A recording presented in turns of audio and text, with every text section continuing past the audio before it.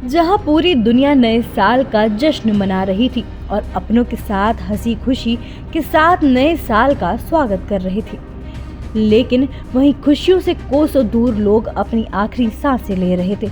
कई लोग ऐसे जिसने नए साल का सूरज उगते नहीं देखा, मानो जैसे लोगों की खुशियों को नजर लग गई हो। महज 90 मिनट में लोगों की जिंदगियां तहस नहस हो गई। दरअसल मध्य जापान के पश्चिमी तट पर इशिकावा प्रांत के नोटो प्रायद्वीप के पास सोमवार यानी 1 जनवरी को करीब शाम 4:10 पर 7.6 तीव्रता का खौफनाक भूकंप आया, जिसके चलते कई घर ढह गए, कई जगह सड़कें टूट गईं और तटीय इलाकों को सुनामी की चेतावनी जारी कर दी गई। समुद्र में ऊंची लहरें उठने के बाद देश के उत्तर पश्चिमी तटीय इलाके में सुनामी की चेतावनी जारी कर दी गई है और लोगों को यहां से बाहर निकाला जा रहा है।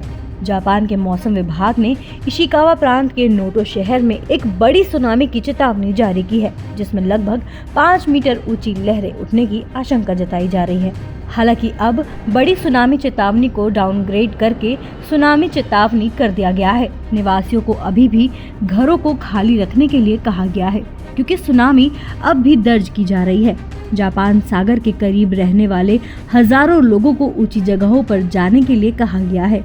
भूकंप के कारण पैदा हुए हालात को लेकर लोग मुसीबत में हैं और काफी डरे हुए हैं। जापान के समय अनुसार लगभग 4 बजे के बाद मध्य जापान में दर्जनों छोटे भूकंप आए और इसके बाद और भी भूकंप आने की संभावना जताई जा रही है। रिपोर्ट्स के मुताबिक पुलिस ने कहा कि नोटो प्रायद्वीप पर नानाओ में 2 लोगों के मारे जाने की आशंका है। हिंशु द्वीप के तटीय क्षेत्र इशिकावा प्रांत के वाजिमा में ढही इमारतों में कम से कम 6 अन्य लोगों के भी फंसे होने की बात कही गई है। भूकंप के बाद शहर में बड़े पैमाने पर आग भी लग गई, जबकि कई अन्य नगर पालिकाओं में मकान ढहने की खबर है। आपको बता दें, 2011 के भूकंप के बाद जापान में पहली बार एक बड़ी सुनामी चेतावनी नोटो क्षेत्र के लिए जारी की गई थी, जिसे कम कर दिया गया है। मार्च 2011 में 15 मीटर की सुनामी ने जापान के उत्तर पूर्वी तट पर बड़े पैमाने पर तबाही मचाई थी, जिसमें 18,000 से ज्यादा लोग मारे गए थे। रिपोर्ट्स के मुताबिक टोयामा और कानाजावा शहरों के बीच मुख्य एक्सप्रेसवे का कई 100 मीटर हिस्सा भूस्खलन में टूट गया है। नोटो प्रायद्वीप अब बाकी प्रांत से काफी हद तक कट गया है। सैकड़ों घर ढह गए हैं, जिससे उनमें रहने वाले लोग फंस गए हैं। अब तक बताई गई मौतें कम है, लेकिन उनका आंकड़ा बढ़ने की आशंका है। हजारों लोग अब शून्य से नीचे तापमान में बाहर रात बिता रहे हैं और अपने घरों में वापस जाने से डर रहे हैं, क्योंकि लगातार झटके आ रहे हैं। अधिकारियों ने पड़ोसी निगाटा और टोयामा प्रांतों के लिए भी सुनामी की चेतावनी जारी की है। चेतावनी दी गई है कि वहां लहरें 3 मीटर तक उठ सकती हैं। वहीं सरकार के प्रवक्ता योशिमासा हयाशी ने कहा कि इशिकावा प्रांत के वाजिमा शहर में आग लग गई है और 30,000 से ज्यादा घरों में बिजली गुल हो गई है।